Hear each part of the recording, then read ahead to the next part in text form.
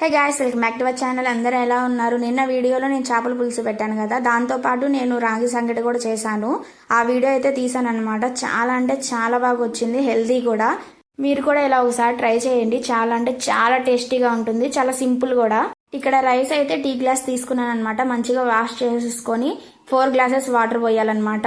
రాగి సంగటి చేస్తున్నాం కాబట్టి నేనైతే వాటర్ కొంచెం ఎక్కువ వేసాను. నేనైతే కుక్కర్లో పెట్టుకుంటున్నాను కదా, ఎందుకంటే గ్యాస్ ఇప్పుడు ఉండట్లేదు కాబట్టి నేనైతే కుక్కర్లో పెట్టేశాను. ఈజీగా అయిపోతుంది, సింపుల్గా ఉంటుంది అనమాట. తొందరగా ఉడికిపోయింది. ఇప్పుడైతే ఉప్పు వేసాను, మంచిగా స్మాష్ చేసుకున్న తర్వాత ఉప్పు వేసాను. ఇదైతే ఇక్కడ రాగి పిండి అయితే వేస్తున్నాను అనమాట. రాగి పిండి నేను నాకు నచ్చినంత వేసాను. మీకు గ్లాసు కొలత చెప్పాను కదా, ఆ గ్లాసు వేసుకోండి. ఇక్కడైతే ఫస్ట్ మంచిగా తిప్పుకోవాలన్నమాట. ఈ రాగి పిండిలో నేను రాగులు, సజ్జలు, ఇంకా జొన్నలు, ఇంకా చాలా వేసాను.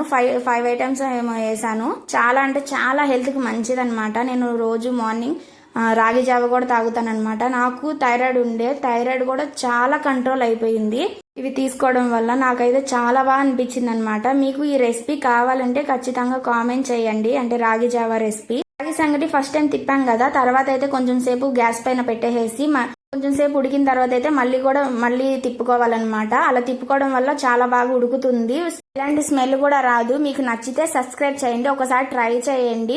Bye guys.